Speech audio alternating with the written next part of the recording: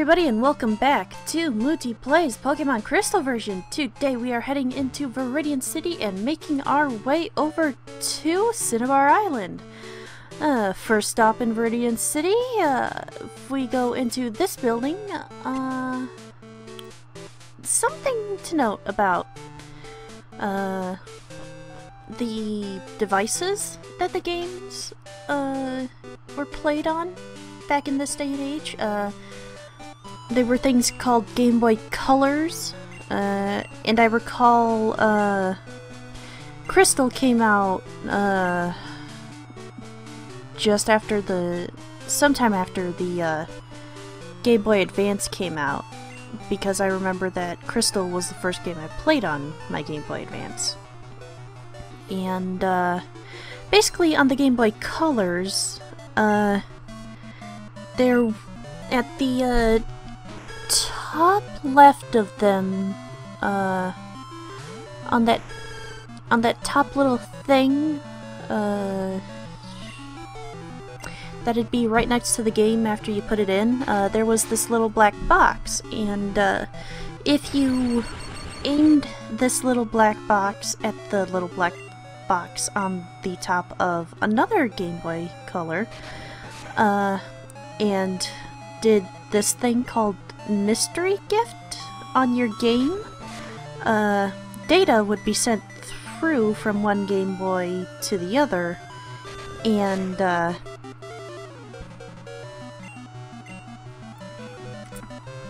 it would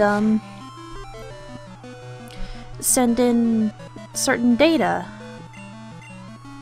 to the game, and I think some of it might have been used for event Pokemon, I don't know, but one of the more immediately useful features, or, well, not immediately, one of the ones that you could use more often than receiving a special gift from somewhere that was a limited time offer, was, see, right now I'm fighting this trainer, and he's just got 3 Pokemon. They're the starters, Johto starters, all at level 50. But if you did the mystery gift thing, you would be able to get the other person's team, I think, and you would face them on in here, like what I'm doing right now, instead of fighting Cal. And this is a Feraligatr. It is a pure water type, so it is weak to grass and electric attacks. It evolves at level 30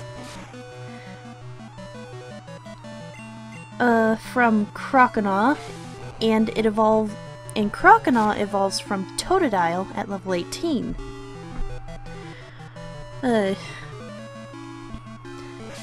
And yes, there is a vowel missing between the T and the R. The character limit at that time was too small for the name to have a O, I suppose. I wonder, is it spelled fully in newer games? I'm fairly certain newer games would be able to allow, but though they might still have the same character limit just to keep things consistent, I don't know. But yeah, you could do Mystery Gift and fight with your friends in these places, which is pretty neat. And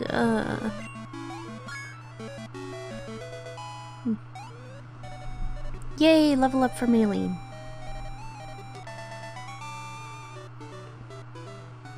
And I don't think you fight a different trainer if you choose to be male. I think it's always male. I think it's always a Cal male when you do the thing.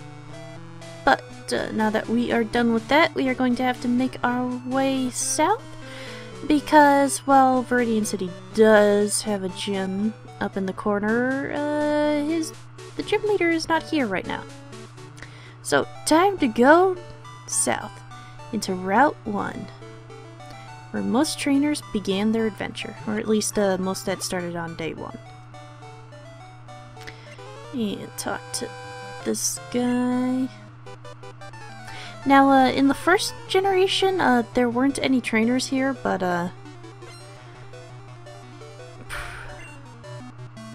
they have,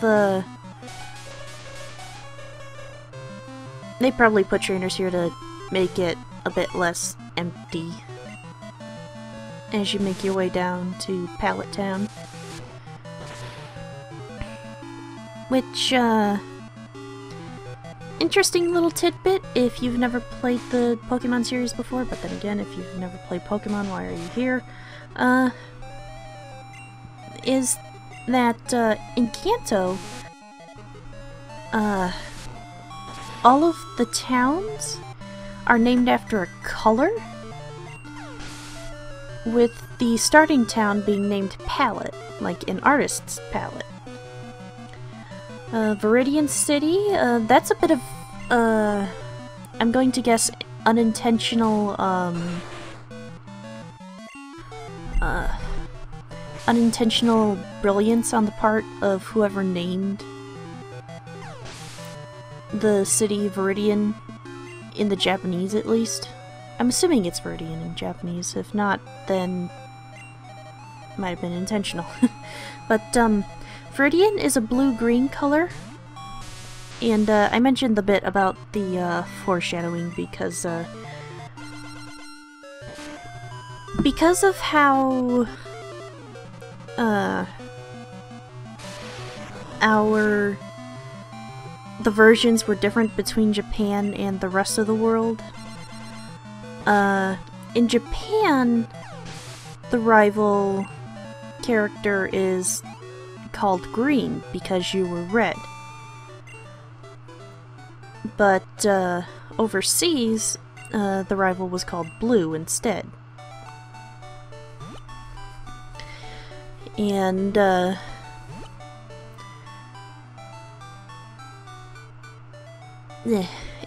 since Blue ends up becoming the 8th gym leader in this version after Giovanni steps out of town, it's kind of amusing that the town's name is Blue-Green, technically, or in a sense. And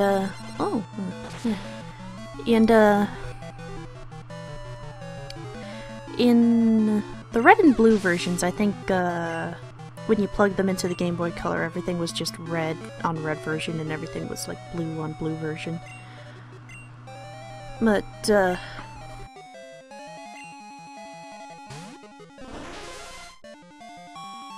in the yellow version, at least, everything was more individually colored, and so when you stepped into a town, it'd become the color of whatever color the name was. Like, Pewter City would be a gray, Cerulean City would be, blue, Saffron would be a yellow color, Vermilion would be orangish, Lavender, Celadon, what color is Celadon? Is it green or... I don't know. And Fuchsia would be a pinkish color, Cinnabar would be, red, and the Indigo Plateau would be indigo, which is like a bluish purple. And here, we are in Pallet Town. One thing I find a bit interesting is that, in games where you can go to the starting towns that weren't your specific starting town, you fly in front of the house of the trainer who started there. When I personally think it might make more sense to fly in front of the Pokemon Lab, because, well, yeah, it is a nice nod that you fly in front of the old trainer's house if you are flying to the town. In this version and the other game that I can immediately pull up, where you fly to a past trainer's house, well, the other version you're kind of friends with the other family, so I suppose. But in this version, at least, there's like no connection established between the player character and the previous trainers' families. So why would you fly to that person's place if you have absolutely no idea who the hell that person is?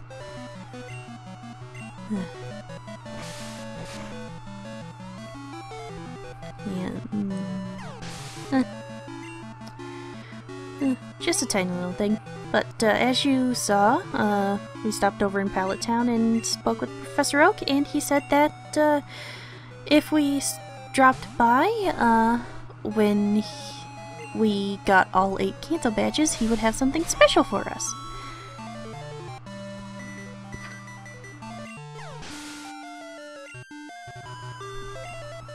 Now, one thing to note that's different between the remakes and this version. The remakes, after you solve the little plot thread with Copycat over in Saffron,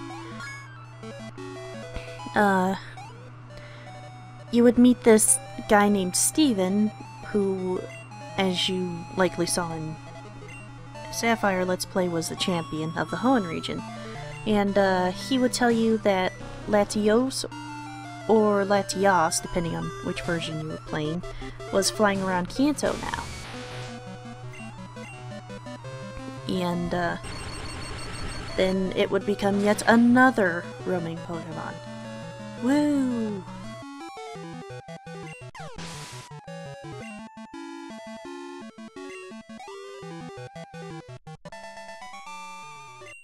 And one thing about the gym leader remake system in the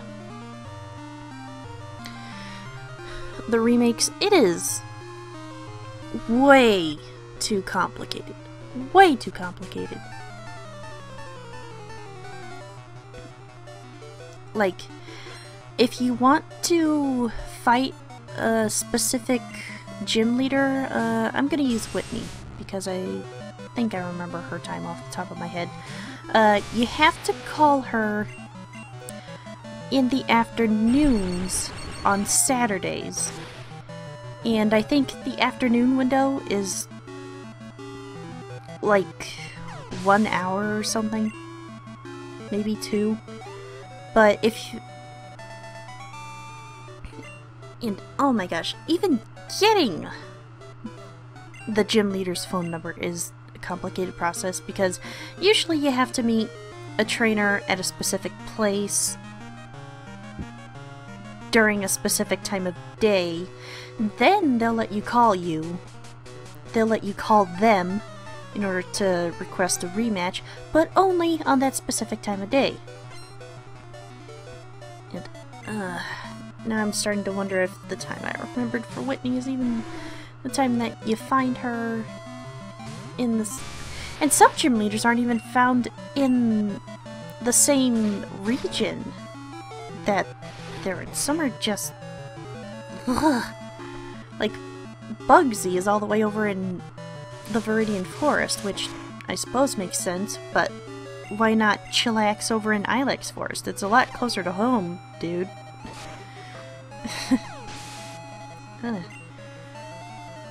But yeah, and it certainly doesn't help that the times that you can call them or find them are so scattered throughout the week. And like, if you're a nocturnal person, you definitely won't be able to rematch some of the trainers that only battle you during the afternoon. Or the morning, depending on what your hours are. And, oh my gosh, that is just... And even then, you can't just go straight to the gym to rematch them. You have to go to the fighting dojo all the way in Saffron. Oh my gosh. They made the rebattling system much more complicated than it needed to be in the remakes. And this is an auxiliary. It evolves from Remraid at level 25. It has the same type, so it has the exact same weaknesses. Yay! Like, I'll use the Platinum gym rematch thing. Like, yeah, there was only... Yeah, you could only fight 3 of them a day, but at least they were... Oh! I am running out of time, so I will see you guys next time as we finally hit Cinnabar Island. See you guys then!